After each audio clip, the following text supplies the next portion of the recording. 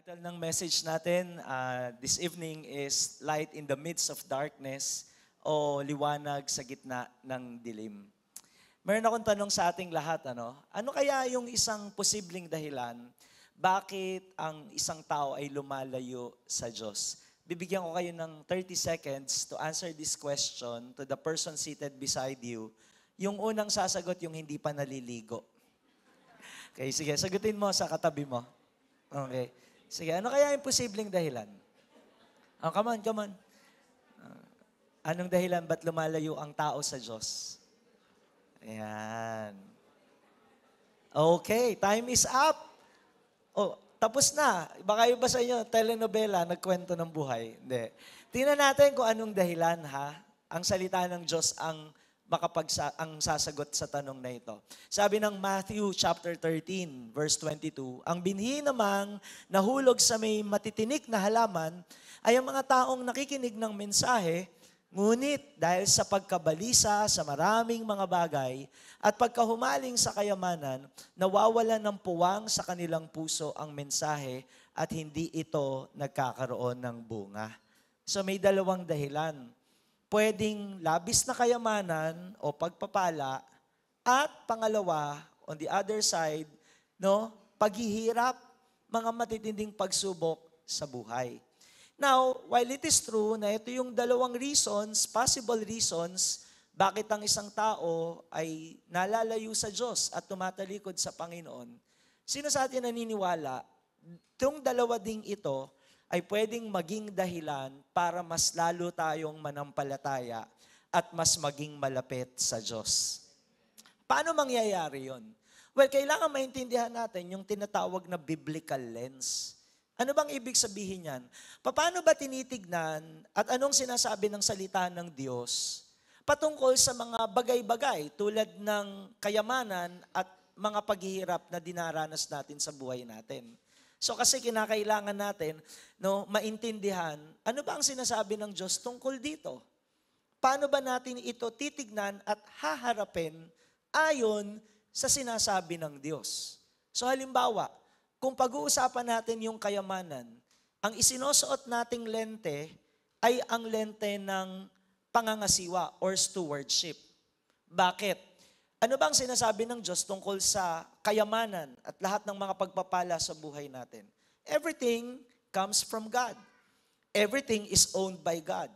And everything is at God's disposal. Naniniwala ba tayo na sinasabi ng salita ng Diyos, ang lahat ng bagay ay galing sa Diyos? Ang lahat ng bagay ay pagmay-ari ng Diyos. At lahat ng bagay ay nasa kapahamalaan ng Diyos kung bakit ito natin tinatanggap. So pag ang pananaw natin, lahat pala ng meron ako, hindi ko sariling pagmay-ari, ito'y kaloob lang ng Diyos sa akin, ibig sabihin, katiwala tayo.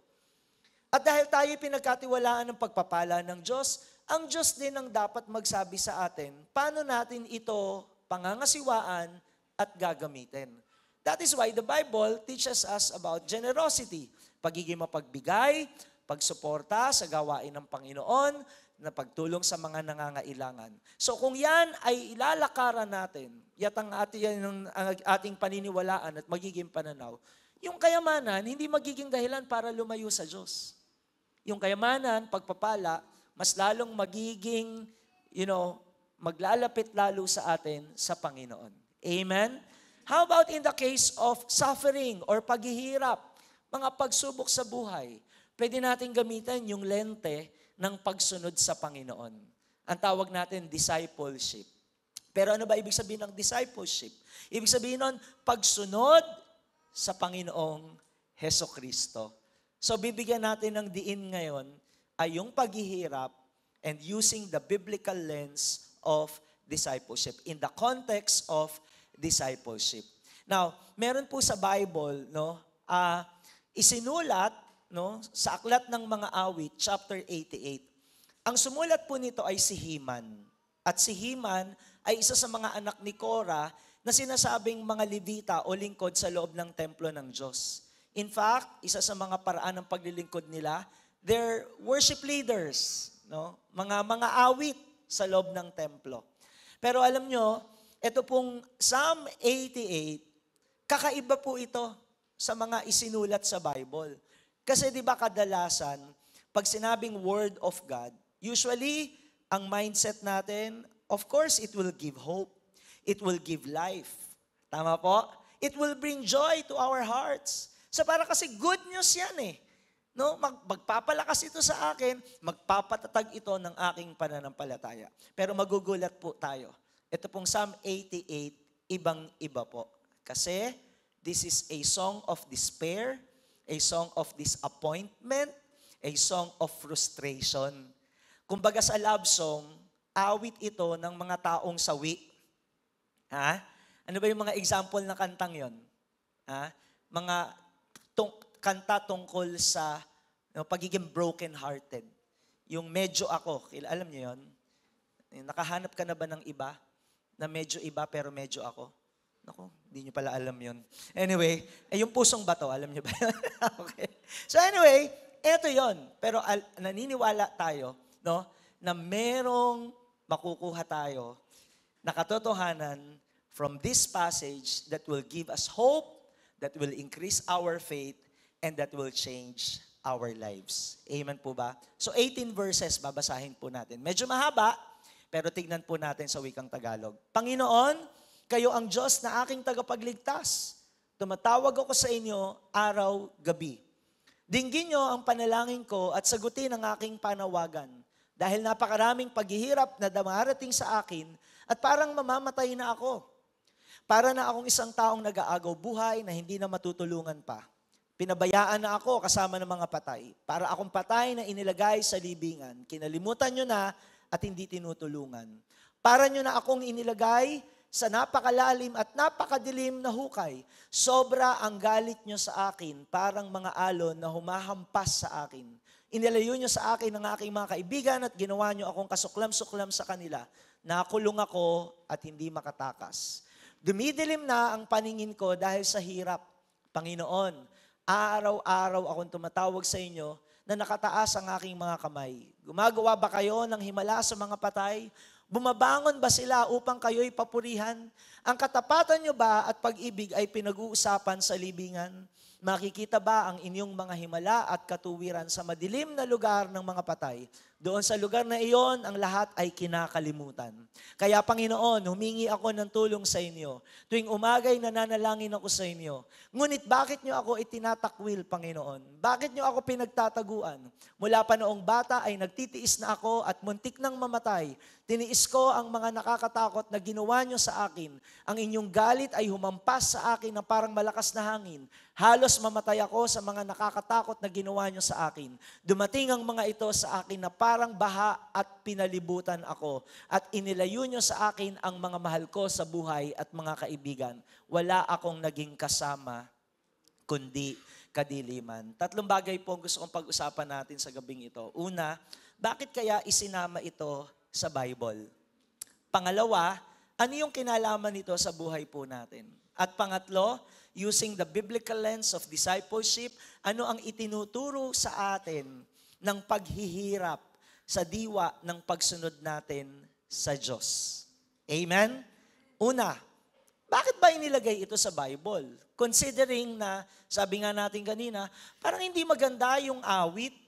Kasi ang nilalaman noon, no, yung pagsasabi na parang pinabayaan siya ng Diyos, hindi siya pinakikinggan ng Diyos, etc., etc., na parang napaka-negative ang dating.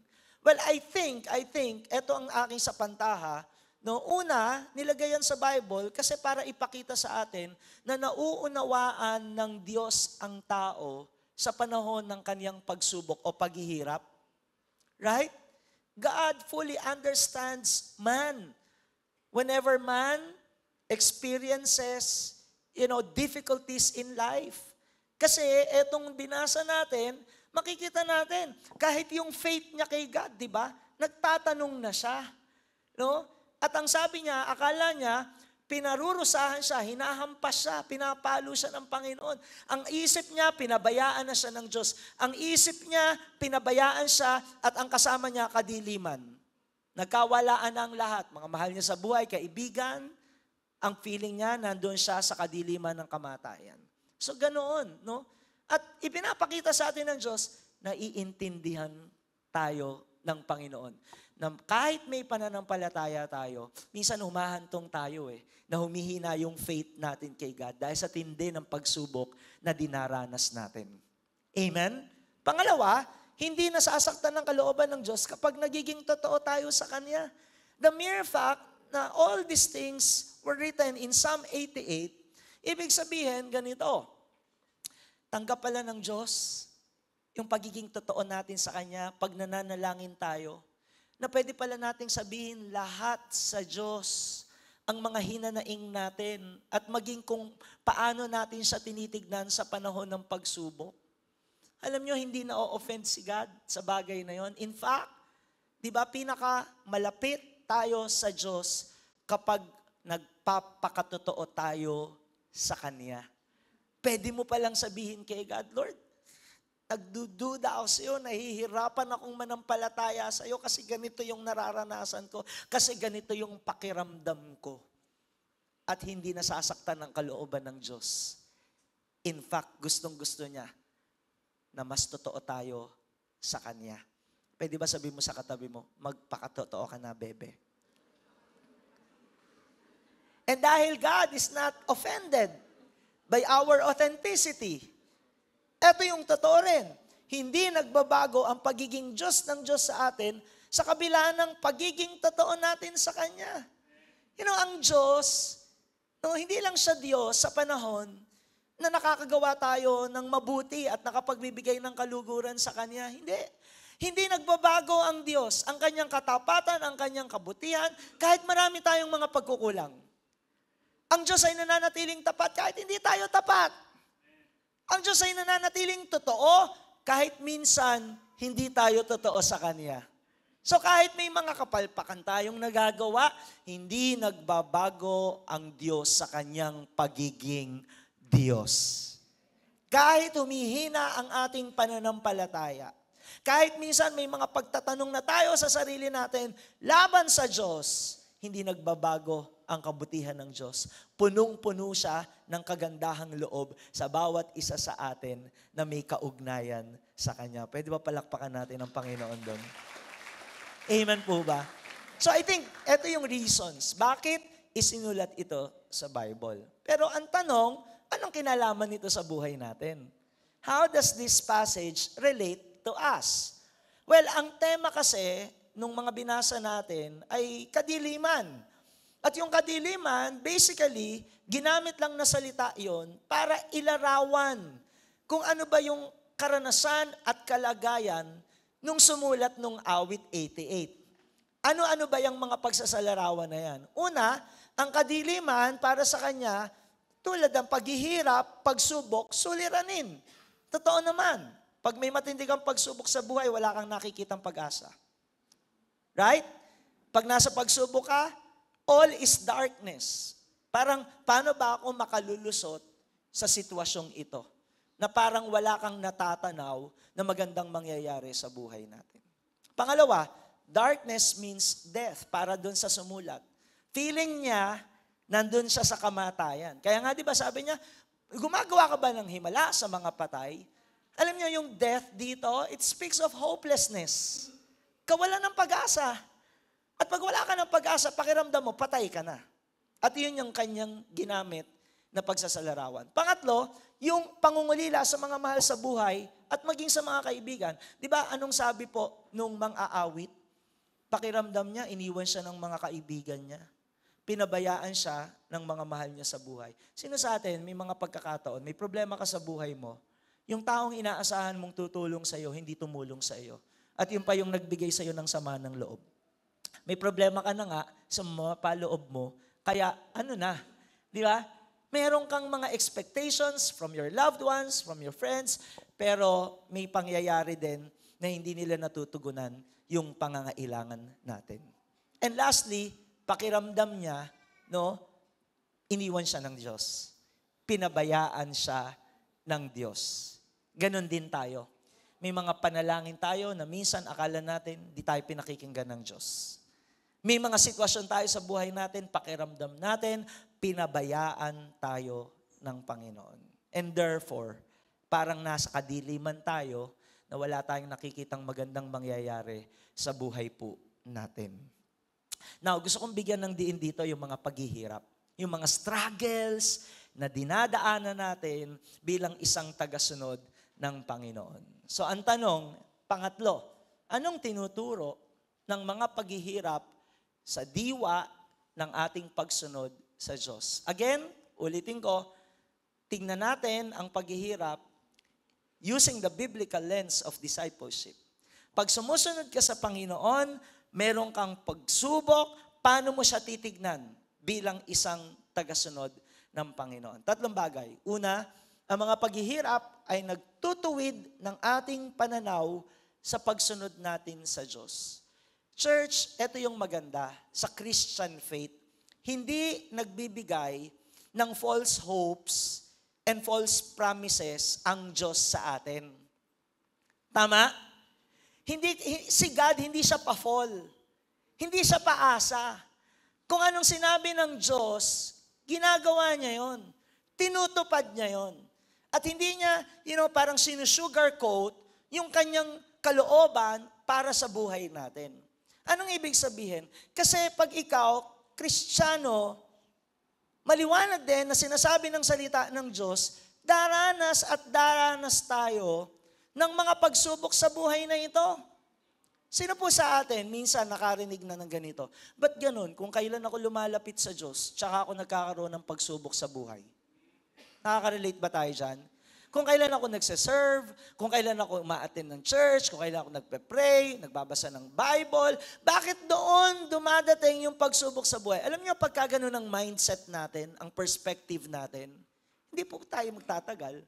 Tatalikod po tayo sa Panginoon. Kasi inaakala natin, yung ginagawa nating katapatan sa Diyos, yun ang dahilan para pagpalain tayo ng Diyos. Yun ang dahilan para makaligtas tayo sa mga pagsubok sa buhay. Pero I tell you, mismong ang Panginoong Yesus, sinasabi, in this world, we will face many tribulations. Sabi ng John 16:33, daranas kayo ng paghihirap sa mundong ito.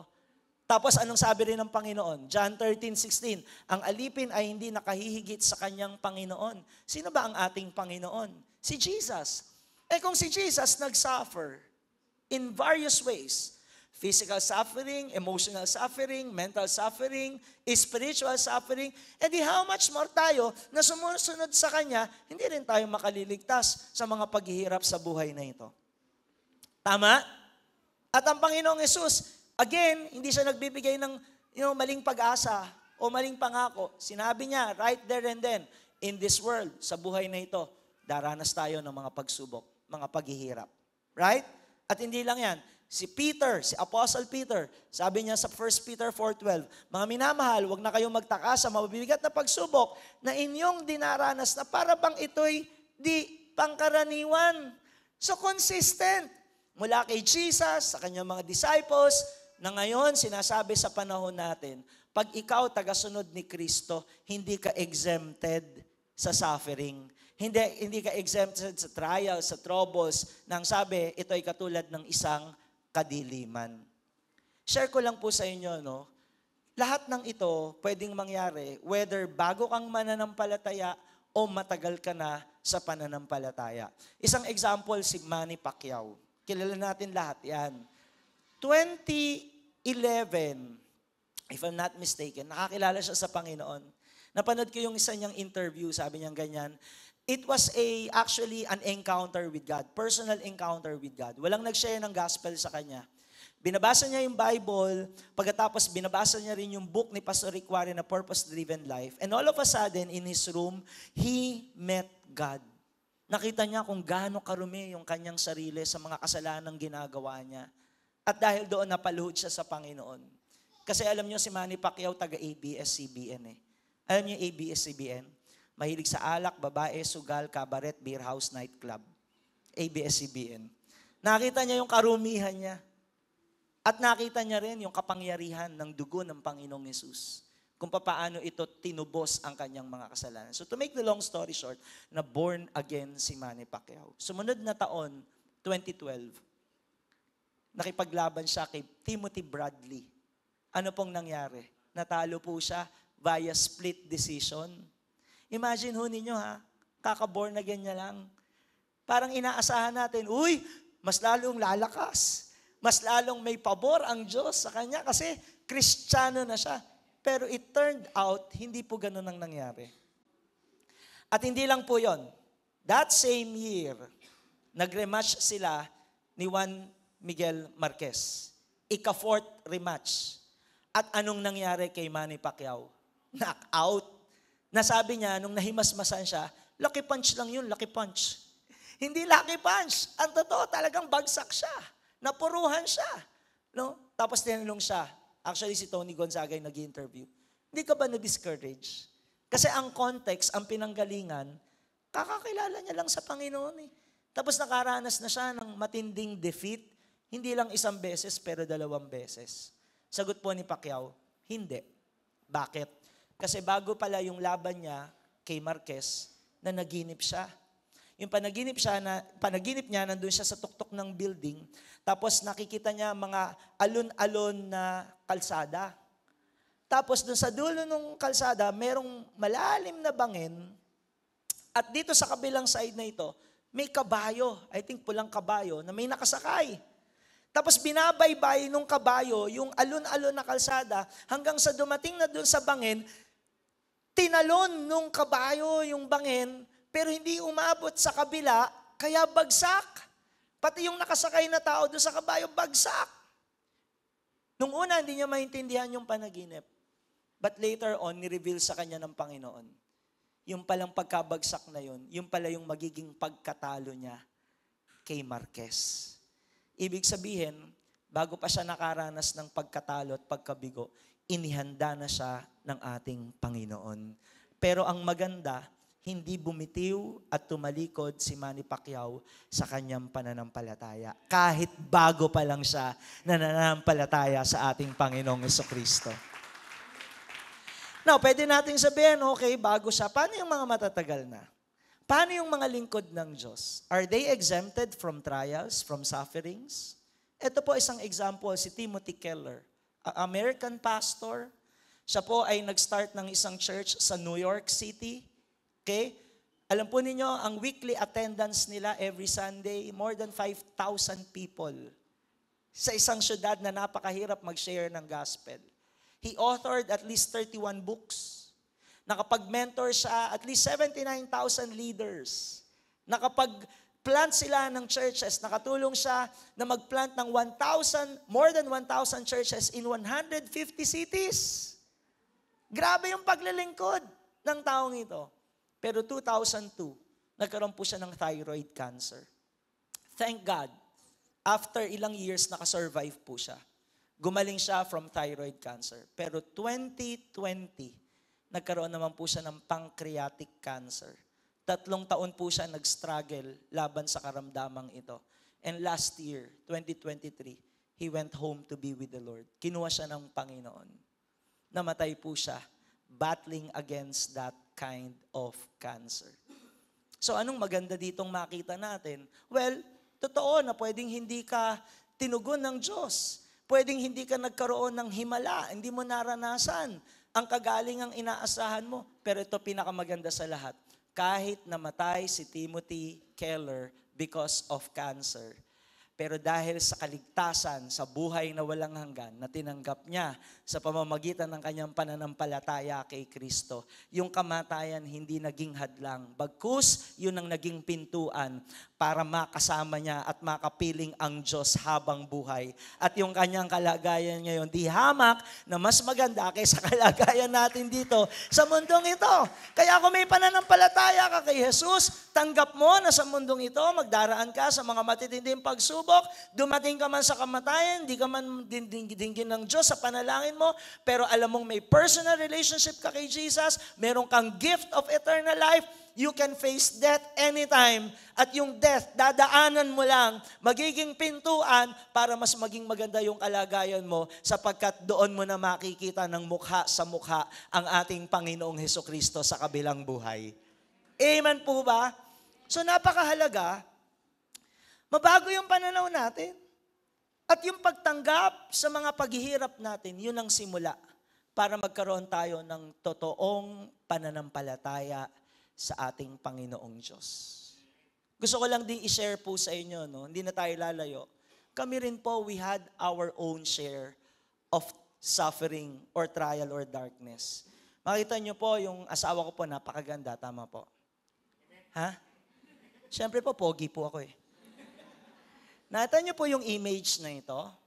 Ito po yung ultrasound image na ginawa po sa aking asawa noong July 29 of this year. Kung makikita niyo po, di po ba parang meron siyang itlog? Ang ibig sabihin po niyaan, meron siyang malaking bukol sa kwelyo ng kanyang matres. At dineclare po na yung bukol na yan ay cancer. So mamaya po, ikukwento ko towards the end of the message kung ano po yung nangyari. Ngayon, kung hindi ko feel ituloy, next Sunday na lang. Total third service na ito, no? Gusto nyo bang bumalik ako next Sunday? Ay, parang ayaw nila, Pastor. Ayaw. So sige, tutuloy ko na lang mamaya yung kwento. Okay, so huwag kang matutulog. Sabi sa katibo, huwag kang matutulog, ha? Tapusin natin yung message at yung kwento. Amen? So bibitinin ko kayo. Mamaya, kwento ko yung full story. Hanggang alas 9 tayo ng gabi dito. Amen. So anyway, anong sabi natin? Yung mga paghihirap sa diwa ng pagsunod sa Panginoon, dapat nagbabago ito, nagpapabago ng ating pananaw sa buhay. Kasi ang pagtanggap sa realidad na ang mga paghihirap ay bahagi ng isang tagasunod ng Panginoong Jesucristo, yun ang pasimula ng pagkakaroon natin ng tunay na pananampalataya sa Diyos. Pangalawa, ang mga paghihirap ay nagsasala at nagpapalalim ng ating pananampalataya sa pagsunod natin sa Diyos. Paano nangyayari ito? Well, alabas lang tayo ng konti sa passage natin. Kasi merong isang kwento in parallel sa kwento ni Heman. At ito ay yung kwento ni Job. Since ay nakakilala kay Job. No, kung nagbabasa tayo ng Bible, alam natin, pag Job ang sinabi, suffering agad ang kakabit niyan. So anong nangyari sa kanya? Di ba? Nawala ang lahat ng kanyang kabuhayan. Namatayan siya ng mga anak. Hanggang sa bandang huli, nagkasakit siya. Buong katawan niya mula ulo hanggang talampakan. Now, bago mangyari yun, ang lahat ng yun, di ba inakusahan siya ni Satanas? Si Satan tsaka si God nag-uusap. At ito yung linya ni Satan kay God. Sasambahin pa kaya kayo ni Job kung wala na siyang nakukuha mula sa inyo? Mga kapatid, magandang pag-isipan natin ito. Yung tanong na ito. Kasi yung accusation ni Satan kay Job, pwede kasing totoo, lalo na sa atin. Parang sinasabi kasi ni Satan ganito, God, kaya ka lang naman wino-worship niyan kasi may blessing na nakukuha yan eh. Kaya ka lang naman pinaglilingkuran yan kasi may balik na pagpapala yung paglilingkod eh. Kaya naman nagbibigay sa'yo generously kasi ibinabalik mo naman eh. Subukan mong alisin ang lahat ng yan. Tignan natin kung gaano katotoo yung pananampalataya niya. Di ba ang description kay Job, siya yung mabait, mabuting tao, sumasamba sa Diyos, at umiiwas sa gawaing masama. Tapos eto yung accusation. Magandang itanong din natin sa sarili natin yan. Bakit ba tayo nandito? Bakit ka nagpapatuloy sa church? Bakit ka nagsaserve as a cell leader? Bakit ka nagsaserve sa ministry as usher, part of worship team? Bakit ka nagpe-pray? Bakit ka nagbabasa ng Bible? Bakit ka nagbibigay sa Panginoon? What is our motive behind all those things that we do for the Lord? Huwag po tayong mahulog sa trap o sa patibong na ang lahat ng ito ang dahilan kasi may balik na pagpapala sa buhay po natin. Because otherwise, magiging totoo ang akusasyon ni Satanas, maging laban po sa buhay natin. Meron pong isang mentor tayong kinoconsider, distant mentor, pangalan niya po ay Pastor Edmond Chan. Sa kanya ko po natutunan ito. Meron daw klaseng dalawang theology na pwedeng lakaran ng isang mananampalataya. Yung una tinatawag na man-centered theology at yung isa ay God-centered theology.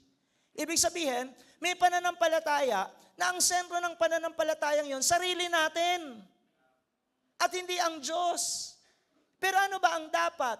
Dapat ang Diyos, ang pananampalataya, ang sentro ng pananampalataya natin. Nang paano natin malalaman kung ang faith natin ay nakafocus at nakasentro sa sarili natin? Sabi ni Edmond Chan, eto daw po yung mga dialogues na mayroong man-centered theology. Una, sinasabi niya, wala akong pakialam sa Diyos, gagawin ko ang anumang gusto ko.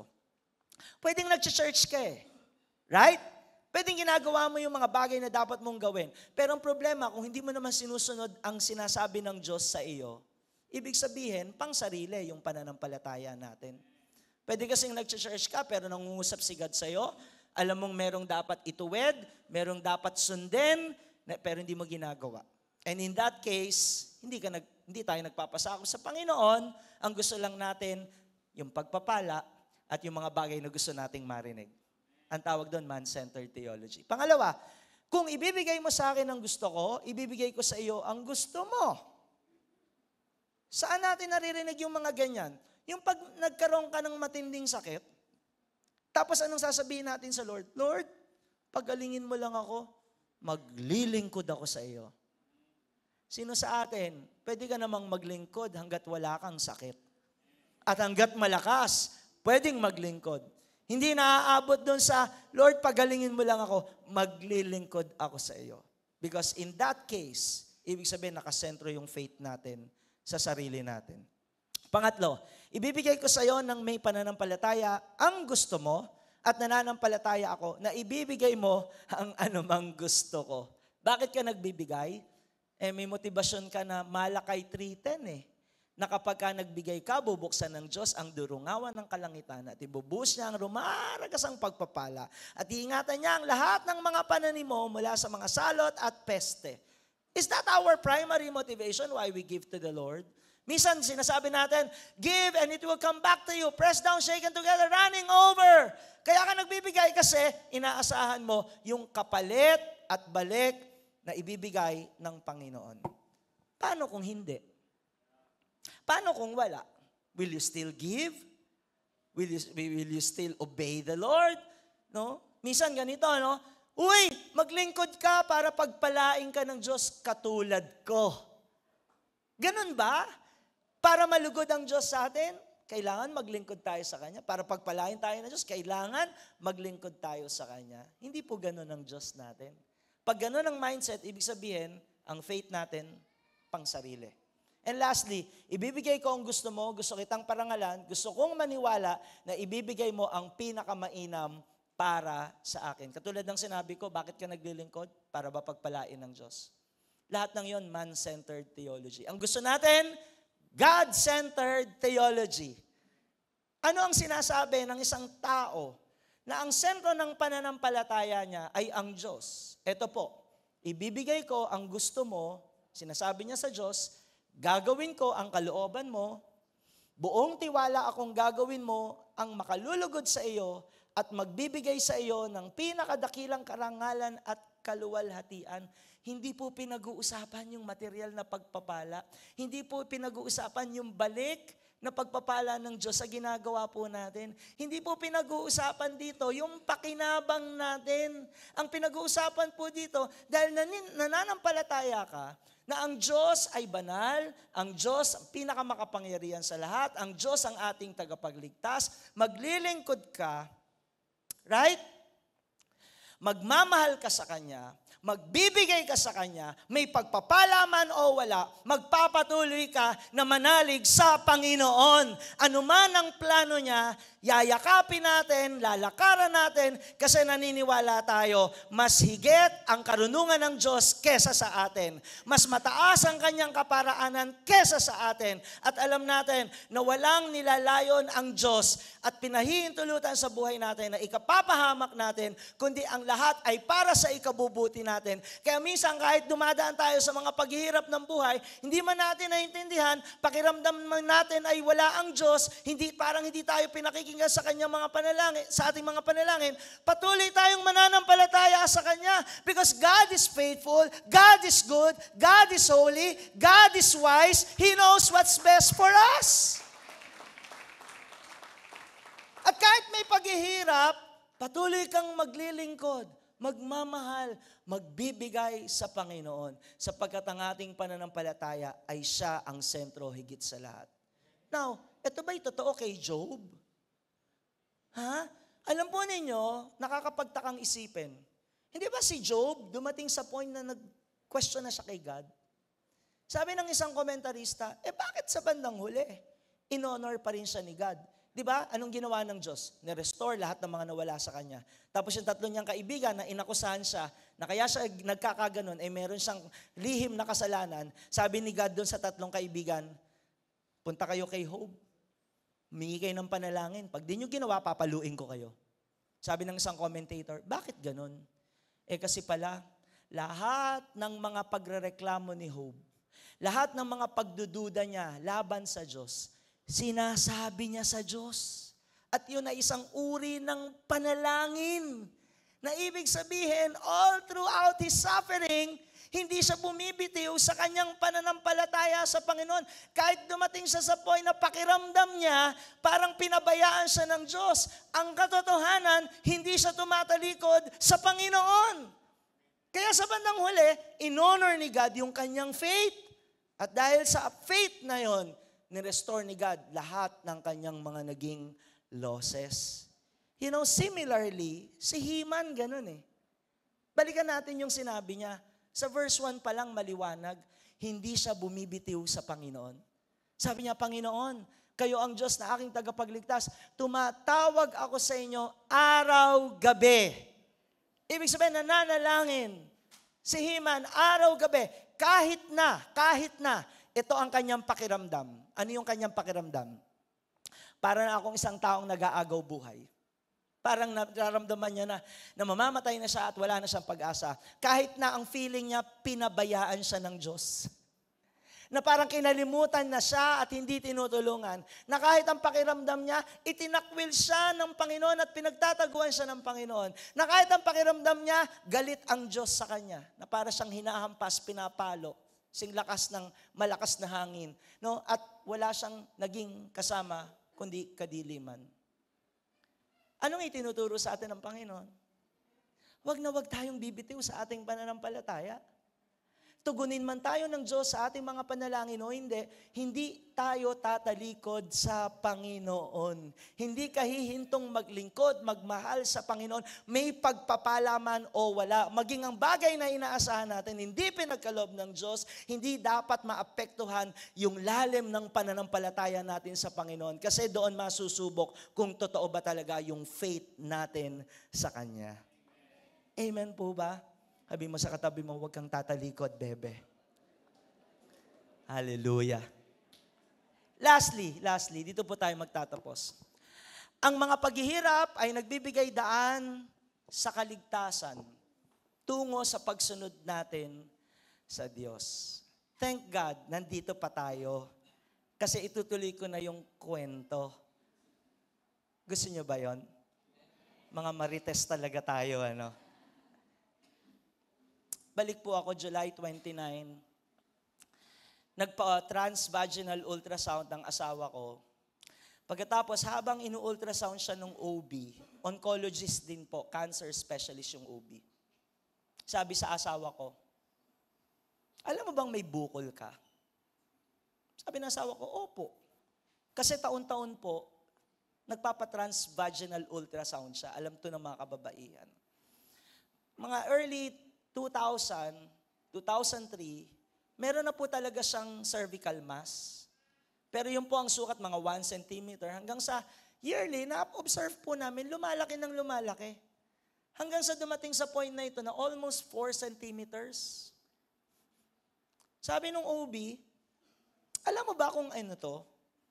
Actually, sinabi ng asawa ko na regularly nagpapa-check up siya. In fact, merong isang ospital na binanggit ang asawa ko at sabi nung OB sa kanya, sabi niya, kung ako to, makikita to. Di ba to nakita doon sa ospital na yon? Kung ako to, makikita to. Tapos ang tanong ng asawa ko, ano po ba yan? Nakikita mo yan? Dinemonstrate nung OB. Yan, ito. Carcinoma. Pag sinabing carcinoma, cancer. So after that, nag-aantay po ako sa labas, sabi ng asawa ko, Han, may bukol daw ako eh. Sabi ko, oo naman, alam ko, matagal na. Ilang years na natin nakikita yung sa ultrasound. Pero hindi po niya sinabi, yung sinabi ng doktor, na cancerous. Hanggang sa nung nakita ko yung resulta, sama ko po kasi may konti akong knowledge sa mga medical terms. Nakalagay po doon, non-benign sonographic features. Sa madaling salita, pag sinabing non-benign, hindi benign, malignant. At pagka malignant, parang maligno, na cancer siya. So nung pagpunta namin sa OB, yung attending physician niya na oncologist din, nagulat po yung OB niya.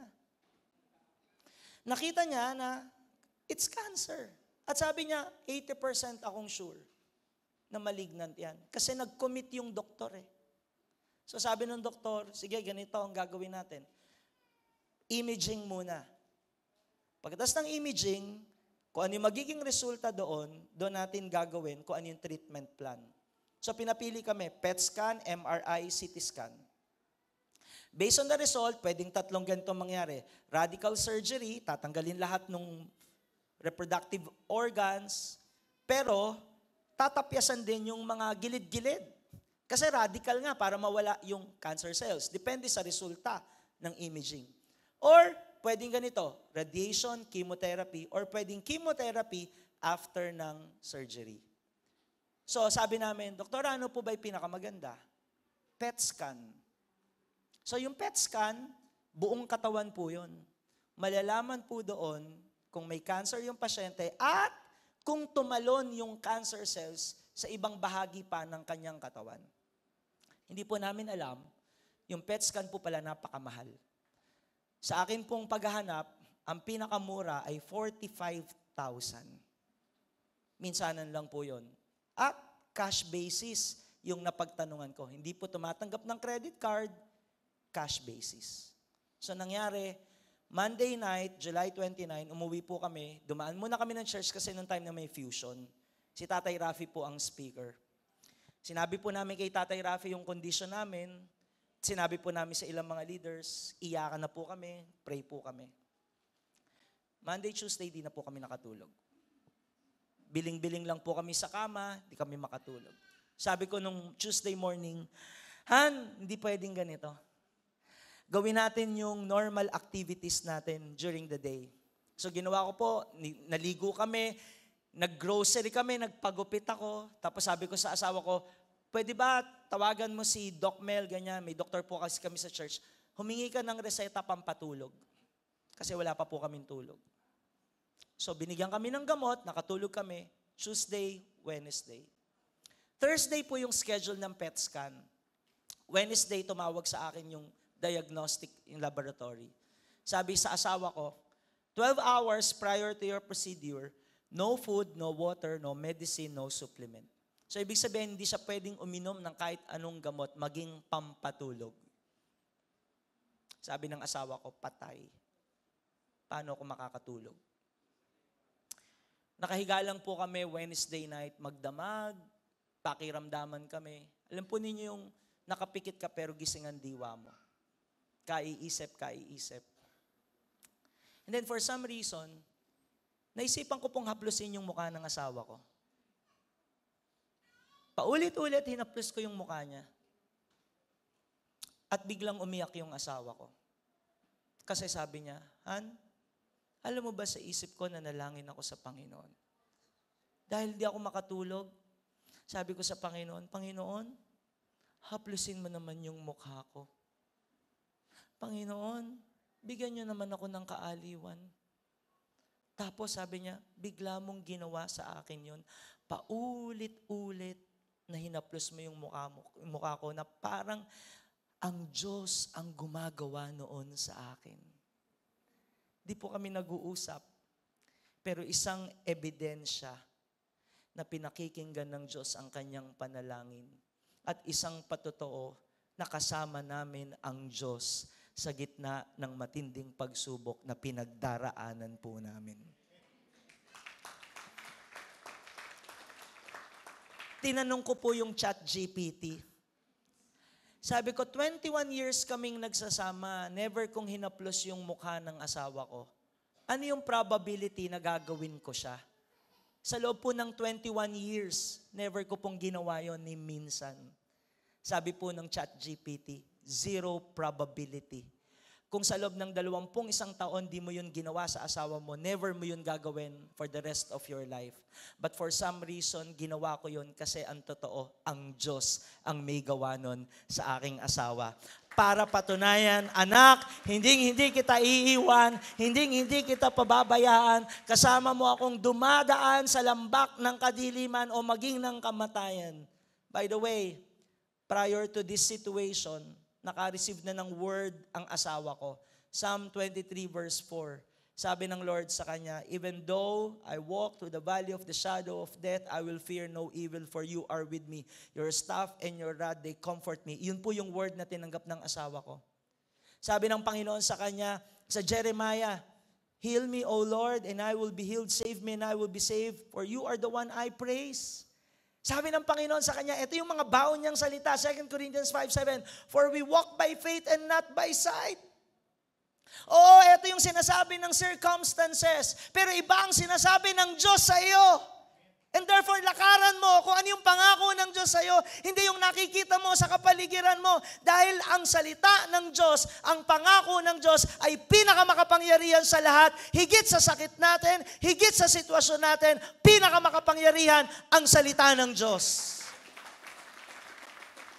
Alam po ba ninyo, Wednesday, kinakailangan naming mag-down payment doon sa laboratory. 45,000. Would you believe? Wala po kaming pinagsasabihan. Wala kaming hiningan ng tulong. Lahat lang po ay sa Panginoon kami nananalangin at umaasa. Would you believe? 3 tao ginamit at hinipo ng Panginoon. Yung pangangailangan naming 45,000, pinrovide kami ni God, not 45 but 50,000. Sabi naming mag-asawa, grabe si God. Hindi lang tayo binigyan pambayad doon sa PET scan. Binigyan pa tayo pang gasolina at pangkain pagkatapos. Sapat-sapat at sobra-sobra ang pagpapala at probisyon ng Panginoon. Thursday, pinetscan siya. Medyo mahaba po ito ha. Ilang buwang kwento ito eh. Sabi sa inyo, 9 o'clock matatapos. Total, last na to, no? Todo na natin. Amen? Parang ayaw nyo, parang hindi kayo masaya. Parang yung iba sa inyo, amen! Tapusin mo na yan, pastor. Thursday, pinetscan siya. Sabi sa amin, i-email po namin yung result 2 to 3 days after. All the while we thought, same day, malalaman na namin resulta. So another paghihirap na naman. Diba? Isipin mo kaya yung resulta. Usapan namin mag-asawa, pag dumating yung result, hindi namin babasahin. Dadali namin sa doktor, hayaan namin ng doktor ang magbasa. Saturday night, sinend ko po yung outline ko para gawa ng PowerPoint ng anak ko. Nung isasara ko na po yung laptop ko, biglang nag-pop up yung message. Eye scan, PET scan result. Nasa harapan po yung asawa ko, nagtitiklop ng damit. For some reason, nagkaroon ako ng tapang na buksan yung resulta at basahin. Hindi alam ng asawa ko, nangangatog ako sa takot. Hinanap ko, kasi 4 pages po yung result. Hinanap ko yung dulo. Impression. No signs of malignancy. Cervicitis. Wala siyang cancer.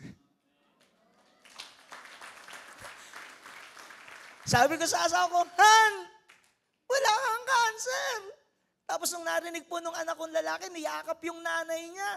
Tapos nung pagkasabi ko pong yun, sabi ko, teka lang. I-confirm muna natin sa doktor. Ginawa po nung anak ko, inalis yung pagkayakap sa nanay niya. Sabi ko, tawagan mo yung mga doktor natin. Send ko yung result, ganyan. Kinonfirm. Opo, may infection lang, ganito, ganyan. Praise God. So Monday, bumalik kami sa OB. Pinakita namin yung PET scan result. Sabi ng OB, ang hirap mag-clinch ng diagnosis. Kasi yung ultrasound sinasabi, positive. Yung PET scan, negative. Para ma-confirm talaga, kailangan ng biopsy. Ha? Pag nakarinig ng biopsy, eto na naman. Here we go again. Actually, bago kasi yon, talagang meron na siyang minor surgery. Tatapyasan yung kwelyo ng kanyang matres because of an infection. And then, sabi ng doktor, sige, sabay na natin yung biopsy. So, alam po ninyo, 1 hour ang itinagal ng minor surgery plus biopsy. Eh, yung ospital po, lakas ng aircon eh. Alam po ninyo, bukod sa ninenervyos ka na nangangatog ka, dagdag pa yung napakalamig. Kaya hindi mo alam pag nangangatog ka, dahil ba sa aircon yun, dahil ninenervyos ka. So, 1 hour po akong gano'n. Finally, natapos yung procedure, tinawag ako ng doktor. Sabi niya, sir, di po namin makita yung bukol eh. Pinagkasuot-suot na daw niya instrumento hanggang kaloob-looban sa endometrium, wala siyang masalat na bukol. Considering na yung distance ng bukol from the opening of the cervix is just 1.54 centimeters. Gano'n lang yun. Mabilis na mabilis niyang masusungkit kung may bukol man at makukuha na ng tissue sample. Sabi ko, doktora, naniniwala ka ba sa himala? Yes. Hanggang na sa bandang huli, sige, let's just wait for the result ng biopsy. So another sleepless night. Dumating kami sa clinic. Sabi niya, it's negative. Yung result ng PET scan is the same result ng biopsy. Tapos ang sabi ng OB, actually pwedeng hindi ka na magpa-hysterectomy. Kasi kung negative yung result ng biopsy, pwede naman siyang tanggalan pa rin. No? Ang tawag nila, surgically menopause gagawin sa'yo. No? Pwede hindi ka na magpa-hysterectomy. Sabi ng asawa ko, for peace of mind, doktora, gusto ko na rin patanggal. After a month, in-schedule po siya. Inoperahan siya, 1 hour and 35 minutes tumagal yung operasyon. At alam po ninyo, hindi ko na-realize, hindi ko po nakwento ito sa first and second service, kaya bonus ito sa inyo. Ha? Bonus. Mas marami kayong marites ngayon kaysa dun sa mga nauna. Sunday po siya inoperahan. 6 o'clock, dinala siya sa OR. Usapan po namin mag-asawahan because it's a Sunday. Habang inooperahan ka, magpipreach pa rin ako. Maglilingkod pa rin ako sa Panginoon. And then later ko na lang na-realize na dapat pala, during the operation, nandun ako kasi in any uneventful event, may kailangang desisyon, unang-unang tatanungin yung asawa nung inooperahan. Sabi nung asawa ko, actually, Han, alam ko yun eh. Pero nagtiwala tayo sa Panginoon na yung procedure magiging maayos. Hindi ko po na-realize yun. And true enough, yung supposedly 3-4 hours na operasyon, tumagal lang ng 1.5 oras. At pagkatapos, alam po ninyo, tama yung sinabi ng OB. Yung bukol, nagtatago sa muscle. Nakita pa rin yung bukol. Nandun pa rin yung bukol. Pero ang sabi ng OB, 100% ako, hindi yan cancerous. However na naman, may pero na naman, di na natapos, kailangan pa rin nating antayin yung biopsy. Biopsy na naman. Pero may confidence kami na in-honor ni God yung faith namin. A week later, after her surgery, dineclare ang aking asawa, she has no cancer. Purihin ng Panginoon. And you know what? Ika-8 week niya ngayon, from her surgery, siya po ang nag-preach ngayon sa simbahan namin ng 2 services for the glory of God. And wait, there's more. Yung surgery po, ang hospital bill namin, 350,000. Yung mga previous procedures na ginawa sa kanya, pag tinotal po yon, aabot po ng mahigit 250,000. Pero alam po ninyo, sinamahan kami ng Panginoon. Lahat ng mga gastusin namin sa hospitalization ng aking asawa, may ginamit ang Diyos to provide for our needs. Sa kabuuan, 30,000 lang po yung iginastos naming pera sa pagpapagamot ng aking asawa. And the rest, God provided for our needs. Kaya hindi natin sasabihin sa panahon na parang pinabayaan tayo ng Diyos, sa panahon na parang hindi tayo pinakikinggan ng Diyos. Hindi po totoo yun. At mas lalong hindi totoo na pinarurusahan o pinapalo tayo ng Diyos sa panahon ng pagsubok. Anong sabi ni Heman? Balik po tayo sa salita ng Diyos at magtatapos po tayo rito. Sabi niya, pinabayaan na ako. Kinalimutan nyo na at hindi tinutulungan. Pakiramdam niya, tinakbo siya ng Panginoon at pinagtataguan siya.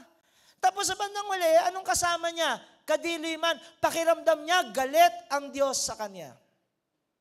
Pero totoo po ba yan? Hindi po yan totoo. Kasi kung babasahin natin yung ilang mga isinulat pa nitong mga anak ni Korah, makikita natin yung kadakilaan ng Diyos. Kaya niya lang nasabi ito, probably, dahil sa tindi ng pinagdaraanan niyang paghihirap. Pero hindi totoo na pinabayaan siya ng Diyos. Hindi totoo na hindi siya pinakikinggan ng Diyos. Hindi totoo na pinaparusahan siya ng Diyos. Kasi ito ang totoo. May mas totoo sa mga katagang ito. At ito'y walang iba, kundi ang ating Panginoong Hesukristo. Ito po, ang sabi ng Panginoong Hesus, mula sa tanghaling tapat hanggang sa 3 ng hapon ay nagdilim sa buong lupain. Nang mag-aalas 3 ng hapon, sumigaw si Jesus, Diyos ko, bakit mo ako pinabayaan? Ang totoong nakaranas ng pagpapabaya ng Diyos ay ang Panginoong Jesus. Ang totoong nakaranas ng matinding paghihirap ay ang Panginoong Jesus. Ang totoong nakaranas ng kadiliman, literally, ay ang Panginoong Jesus nung siya'y nakapako sa krus. Bakit niya naranasan ng lahat ng ito? Kasi ito yung katotohanan. Yung lahat ng ating mga kasalanan ay inilagay ng Diyos sa katauhan ng ating Panginoong Hesukristo. At dahil sa mga kasalanan yon, ang galit, ang ngit-ngit, at ang kaparusahan ng Diyos na dapat ay para sa atin, ay inilagay niya sa katauhan ng ating Panginoon. At dahil doon, binigyan tayo ng pagkakataon na manampalataya kay Jesus na sa pamamagitan ng pananampalatayang iyon, iniligtas tayo ng Diyos sa kapahamakan, sa kaparusahan, sa galit, sa parusa ng Diyos laban sa ating mga kasalanan. At isa rin itong pagpapakita na dahil si Jesus ay namatay para sa iyo at para sa akin, sa panahon ng pagsubok, hindi totoong pinababayaan niya tayo. Kasi yung buhay na walang hanggan na kanyang pinaglaban, hindi niya nga tayo sinukuan eh. Hindi nga siya tumalikod eh. Na hanggang sa krus, tiniis niya ang paghihirap para bigyan tayo ng buhay na walang hanggan. Para mapasa atin ang lahat ng spiritual na pagpapala. Para maging totoo sa atin ang mga pangako ng Diyos na kailanman hindi niya tayo iiwan at hindi niya tayo pababayaan. Kaya hindi natin sasabihin, Panginoon, bakit mo ako pinabayaan sa panahon ng pagsubok? Walang katotohanan yon. Kasi hanggang sa dulo ng kamatayan ng Panginoong Hesus, inalay niya ang kanyang buhay para sa iyo at para sa akin. Isang patunay na hindi ka pababayaan ng Diyos, hindi ka tatalikuran ng Diyos, hindi ka iiwan ng ating Panginoong Diyos. Kaya anong sabi ng salita ng Diyos? Kung ang sarili niyang anak ay hindi niya ipinagkait, sa halip ay ibinigay niya para sa ating lahat. Hindi kaya niya ibibigay ng masagana sa ating lahat, ang lahat ng bagay. Buhay nga ng Panginoon, ibinigay niya eh. Sasabihin ba natin, pinabayaan tayo ng Diyos sa matinding paghihirap o pagsubok? Sabi ng Panginoon, lahat ng bagay ay pwedeng ipagkaloob ng Diyos sa atin. Okay, Pastor, paano naman yung kamag-anak ko? Taon kaming nananalangin, may sakit na cancer, namatay pa rin. Yun nga po yung sinasabi natin kanina. Ang kabutihan ng Diyos, hindi lamang nasusukat sa buhay na ito. Ang kabutihan ng Diyos ay applicable hanggang sa kabilang buhay. Na kung meron kang pananampalataya kay Kristo, magiging katanggap-tanggap ka sa Diyos patatawarin tayo ng Diyos sa ating mga kasalanan. Bibigyan niya tayo ng buhay na walang hanggan. Kaya kahit nananalangin ka, meron kang mga pagsubok sa buhay, at lahat ng yon pwedeng hindi tugunin ng Diyos, pero meron kang pananampalataya kay Kristo, darating ka sa hangganan ng buhay mo, nakatitiyak ka pa rin na pinagpala ka ng Diyos sapagkat may buhay na walang hanggan ka, at pag hinarap mo ang kamatayan, dadaanan mo lang ang kamatayan bilang pintuan upang mas lalo kang mapalapit sa Diyos, makita ang Diyos ng mukha sa mukha, at maranasan ang buhay na ganap, buhay na kasiyasiya, na di hamak, na mas mainam kesa sa buhay natin dito sa mundong ito. Kaya kapatid, pag tagasunod ka ng ating Panginoong Jesucristo, walang pagkatalo sa buhay natin. Panalo ka dito sa mundong ito, at panalo ka, mas lalong panalo sa kabilang buhay. Anong sabi ng salita ng Diyos? Ngunit dahil sa kanyang kagandahang loob, na walang bayad niyang ibinigay, sila ay tinuring na matuwid sa pamamagitan ni Kristo Jesus, na siyang nagpapalaya sa kanila. Siya ang inialay ng Diyos bilang handog, upang sa pamamagitan ng kanyang dugo ay mapatawad ang kasalanan ng lahat ng sumasampalataya sa Kanya. Ang kailangan lang natin gawin, manampalataya kay Jesus. Pwede bang pumikit tayo sa oras na ito? Kapatid, kalooban ng Diyos, natanggapin mo ang buhay na walang hanggan. Kalooban ng Diyos, natanggapin mo ang kapatawaran sa lahat ng kasalanang nagagawa natin. Kalooban ng Diyos, nasamahan niya tayo sa buhay na ito. Pero paano mapapasa atin ang lahat ng yon? Sa pamamagitan ng ating pananampalataya kay Jesus. Na kung kikilalanin lang natin ang ating mga sarili, magpapakumbaba tayo, Panginoon, makasalanan po ako. Ang karapat-dapat sa akin ay paghahatol ninyo. Pero dahil sa pag-ibig ninyo, dahil sa biyaya ninyo, niloob ninyo na lahat ng aking mga kasalanan ay ilagay sa katawan ng Panginoong Hesus. At si Jesus ang nagbayad ng dapat ay para sa akin. Kapatid, ang kailangan lang manampalataya kay Jesus. Paano mangyayari yon? Sa pamamagitan ng isang panalangin. Panalangin ng pagpapahayag, ng pagsisisi,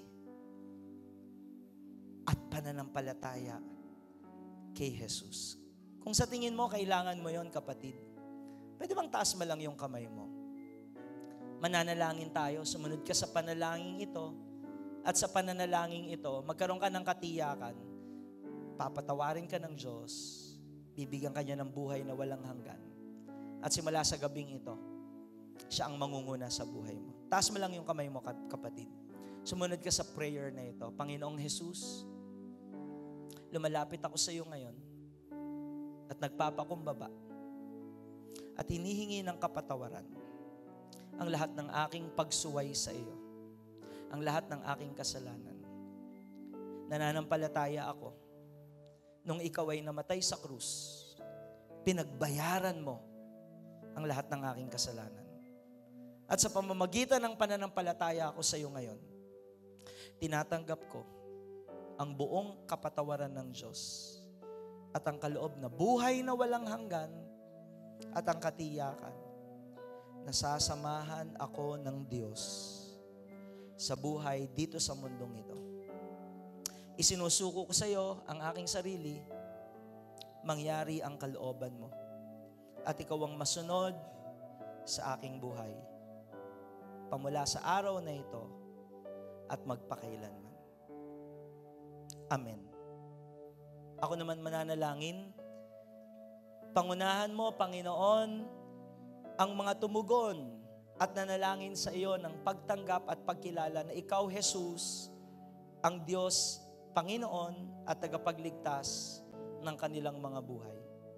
Gamitin mo, Lord, ang GTC family to nurture their faith para lumago at lumalim at tumibay ang kanilang paniniwala sa iyo. Patuloy kang magpakilala sa kanila kung sino ka sa pamamagitan ng iyong mga salita na ipinapahayag sa simbahang ito. Samahan mo sila, ingatan mo sila sa pangalan ng Panginoong Hesus. Amen. Sa oras na ito, hinihiling ko, sino man sa atin, may paghihirap kang dinaranas. Whether be it financial crisis, o mamaya may problema ka sa anak mo, sa asawa mo, malaki ang alalahanin mo sa kabuhayan, o kung ano pa man. Alam nyo, ito maganda, ang Diyos, He is all-knowing. Alam na alam niya kung anong pinagdaraanan mo sa buhay mo. Kung meron kang mga ganitong klaseng struggle, hindi kita tatawagin dito sa harapan, pero sa lugar mo, hinihiling ko na tumayo ka lang. Tayo ka lang sa harap ng Panginoon. Magpakatotoo tayo sa presence ni God. If you are suffering from any situation, any difficult situation, would you be true to God? Bago tayo manalangin, kapatid, pwede mo bang sabihin lahat sa Panginoon? Yung lahat ng saloobin mo. Ganito po habang nakapikit tayong lahat. Imaginein po natin, nasa harapan natin si Jesus. At ngayong nasa harapan natin, ang Panginoong Jesus. Anong gusto mong sabihin sa Kanya? Anong gusto mong ibigay sa Kanya? Yung laman ng puso at isip mo, pwede mo bang isa-isa ilagay sa kamay ng Panginoong Jesus? Would you do it right now? In the very presence of God. Surrender every struggle that you have right now. Every problem, every burden. Nasa harapan ang Panginoong Jesus. Nakaharap ka sa Kanya. Tinitignan ka ng Panginoon. Ano-ano yung gusto mong isuko sa Kanya? Ibigay mo ito sa Kanya. At kausapin mo siya. Sabihin mo lahat ng nararamdaman mo. Sabihin mo kung nagtatampo ka sa Kanya. Sabihin mo kung nagdududa ka sa Kanya. Sabihin mo kung humihina na yung pananampalataya mo. Hindi na o-offend si God pag nagpapakatotoo tayo sa Kanya. At hindi rin nagbabago ang pagiging Diyos niya sa atin. Let's take this time to talk to Him. Holy Spirit, salamat po.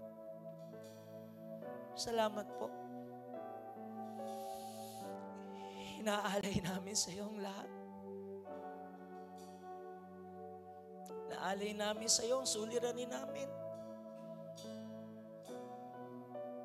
Lord, meron ilan sa amin dito, di rin mapagkatulog. Balisang-balisa. Lord, inaalay namin sa iyong kabalisahan namin. Binibigay namin ito sa iyo. At palitan mo ito ng kapayapaan. Palitan mo ito ng pananampalataya. Palitan mo ito, Panginoong Diyos, ng kapanatagan ng kalooban na meron kaming katiyakan. Hindi mo kami pababayaan, Panginoon. Itatawid mo kami sa napakadilim na kalagayan ng buhay po namin. Ikaw ang aming liwanag. Panginoong Hesus, lumalapit kami sa iyo ngayon.